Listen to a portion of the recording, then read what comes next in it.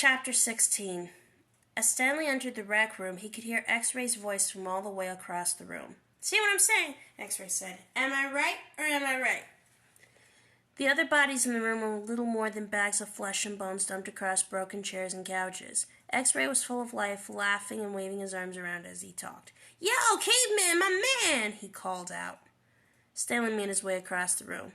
"Hey, sliding over, Squid," said X-Ray. "Make room for the caveman." Stanley crashed on the couch. He had looked for a hidden camera in the shower. He hadn't seen anything, and he hoped the warden hadn't either. "What's the matter?" asked X-Ray. "You guys tired of something?" He laughed.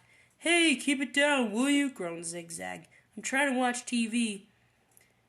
Stanley glanced uncertainly at Zigzag, who was staring intently at the busted television screen.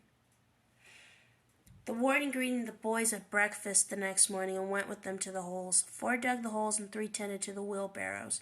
"Glad you're here, X-Ray," she said to him. "We need your sharp eyes." Stanley spent more time pushing the wheelbarrow than digging because he was such a slow digger. He carted away the excess dirt and dumped it into the previously dug holes. He was careful not to dump any of it in the hole where the gold tube was actually found. He could still see the tube in his mind. It seemed so familiar, but he just couldn't place it. He thought that it might have been the lid to a fancy gold pen. KB could have been the initials of a famous author. The only famous authors he could think of were Charles Dickens, William Shakespeare, and Mark Twain. Besides, it didn't really look like the top of a pen.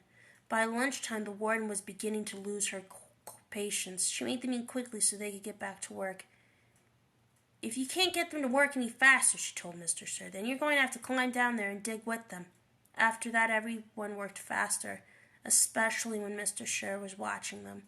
Stanley practically ran when he pushed his wheelbarrow. Mr. Sher reminded them that they weren't Girl Scouts. They didn't quit digging until after every other group had finished. Later, as Stanley sat sprawled across an Munster-stuffed chair, he tried to think of a way to tell the warden where the tube was really found without getting himself or X-Ray into trouble. It didn't seem possible. He even thought about sneaking out at night and digging in that hole by himself. But the last thing he wanted to do after digging all day was to dig at night, too. Besides, the shovels were locked up at night, and presumably so they couldn't be used as weapons. Mr. Pendanski entered the rec room. "Stanley?" he called as he made his way to him. "His name's Caveman," said X-Ray. "Stanley," said Mr. Pendanski. "My name's Caveman," said Stanley.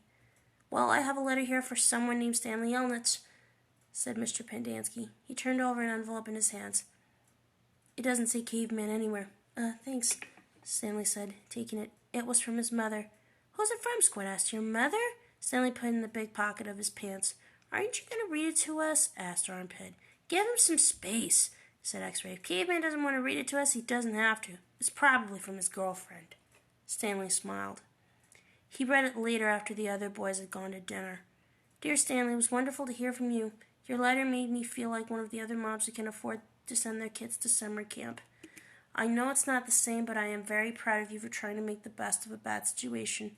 Who knows, maybe something good will come of this. Your father thinks he is real close to a breakthrough on a sneaker project. I hope so. Leonard is threatening to evict us because of the odor. I feel sorry for the little old lady who lived in a shoe. It must have smelled awful. Love from both of us." "What's so funny?" Zero asked. It startled him.